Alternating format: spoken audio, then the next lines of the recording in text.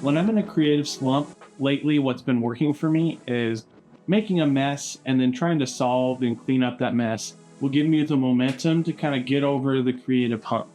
But today, that hasn't really been working.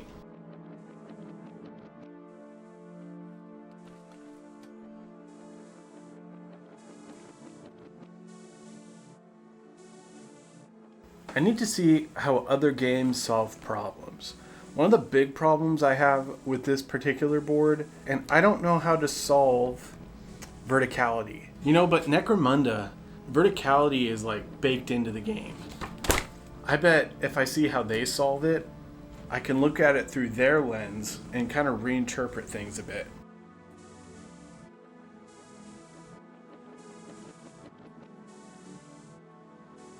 I want to be applying what I'm learning from Necromunda, but basically just changing up the textures. Instead of sheet metal, I'm going to be doing stonework and wood. One of the things I was seeing in a lot of the Necromunda terrain was when there was a lot of elevation change, it was being broken up between several layers of platforms.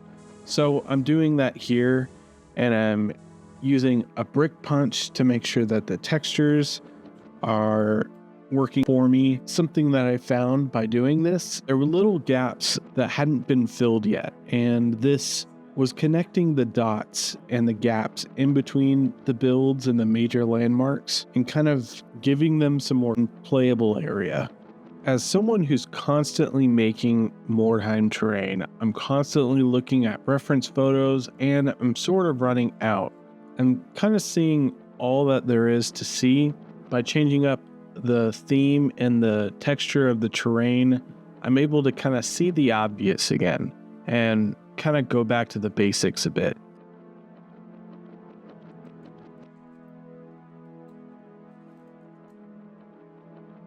I went to my first Mordheim tournament. I don't know, it's just so inspiring to see how other people kind of interpret the world of Warhammer differently than you. I did bring my dwarves. Holy cow, dwarves are the slowest warband known to man. I had a lot of fun, and I actually won every Mordheim game because these guys just don't die. They only go out of action when you roll a 6. Dave actually helped me drive there, so thanks so much for that. Mike gave me a bunch of walkways, and this weekend he went to Italy for the World Championship and won the whole thing, which was just super cool to be like, hey, I know that guy. I met a guy named Dylan, and he actually won gold at Under the Dice Fest. Like, his warband for his Skaven were bugs, and it's just a really cool interpretation of the rules. And as a D&D player, I really enjoy like reflavoring rules and spells to kind of fit a theme. And that's basically what I'm doing here. I'm taking the Necromunda terrain and I'm just reflavoring it to fit my theme. You can do this with anything that you're learning. And I think it's a really valuable skill to have to kind of see through the project and pick out the lessons. This is a medieval crane STL that's free on my Patreon in the Catacombs STL pack.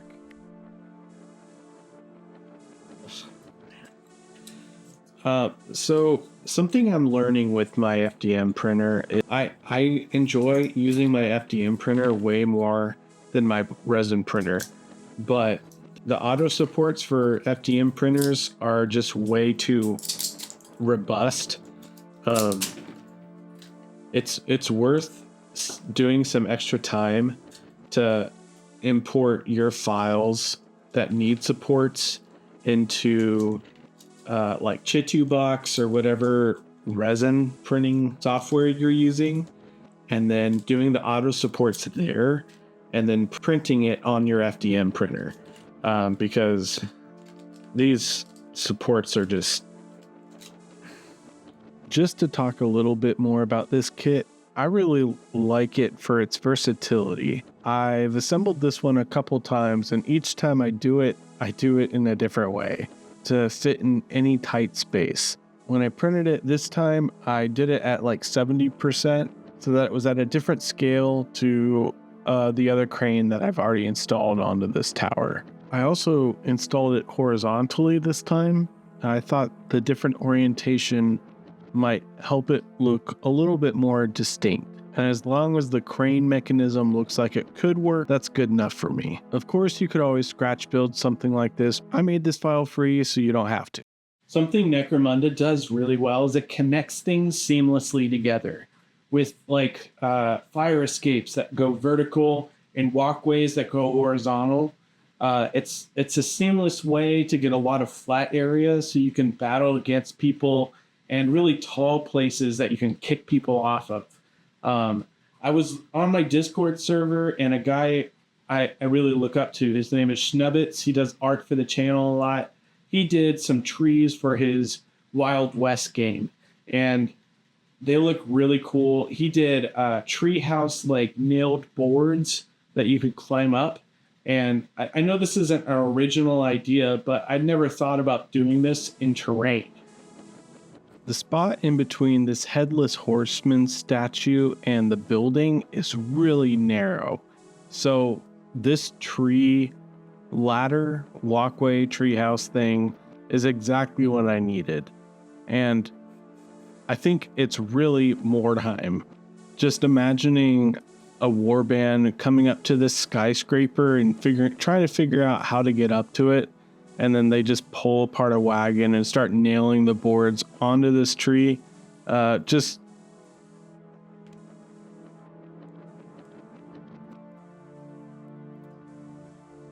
Obviously, I kind of had to start with the foundation and the planter. And then I just kind of made sure to reinforce the whole thing with some spray glue to make sure that this foam wasn't going to go anywhere. It just helps support it a little bit. And then I tore apart a bunch of popsicle sticks and made sure that they were a manageable, like handheld board size. And then I just super glued them on. I didn't worry about manufacturing the look of the nail going into the tree because at this scale, you probably wouldn't be able to see it anyway.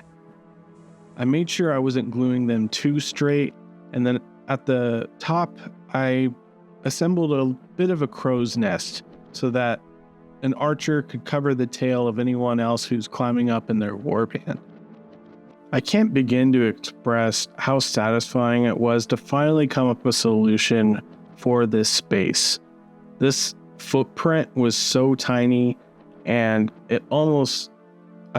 It feels ridiculous to be kind of hung up on this spot, but being able to connect the bottom levels to the top levels is so important for this board, and it almost makes the board unplayable. And being able to connect, if not done correctly, it would really ruin how this board plays. And being able to connect one landmark to another on top of that is just the cherry on top. As a creative person, I really strive for those unconventional ideas that help me solve problems in new ways. And a ladder is one of those things that is a staple, and it's a good solution, but it's not the only solution. And just kind of as an example, one of my D&D games, I was starting to plan out a campaign, and unfortunately, none of my terrain has a grid on it. And for a lot of my players, that was something that kind of concerned them. But in Mordheim, looking into D&D, there's a solution, and that's the tape measure. Every 5 feet in D&D is an inch. And the tape measure wasn't just a solution for this problem in particular. It was a problem solver in many different ways. As far as movement goes, you don't have to worry about going diagonal on a grid. And I don't know if you've ever played D&D, but flying monsters is a really common issue. So when you're trying to figure out whether a spell hits a flying monster, all you have to do is basically just touch the flying creature with the tape measure and see whether it's hit or not. It's a really simple solution that solved a lot of problems. And yes, the grid is the most common solution, just like the ladder, but it doesn't mean it's the best one. It's a good solution, but it's just not a very aesthetic one. Speaking of an unconventional tool to help solve a problem, Scented Realms is a D&D campaign helper. If you really want to set the scene for your Mordheim ruin, they've got a smell for that. If you're looking to make a tavern smell like a welcoming home, well, they have the smell of a hobbit home ready for you to implement. I think it's a really fun idea to kind of set the scene and breathe life into your game, just in a little bit of an unexpected way. So if you're interested in that, they have a Kickstarter coming out soon, and you can go check out scentedrealms.com for more information. All right, I think we're going to leave it here today.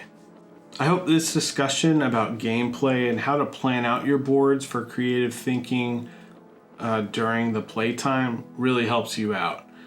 For me, spending some extra time to make sure that this board is playable is essential, and I know it's not a lot that we got done, but these are big things that are going to have a huge impact on how this thing plays. So thanks so much for watching.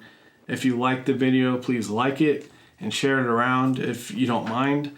And I really appreciate you guys hanging out. If you have any questions or ideas about the board in general, feel free to leave them in the comments as well. I'd be really appreciative of that. All right, I think that's basically it. I hope you have a good one.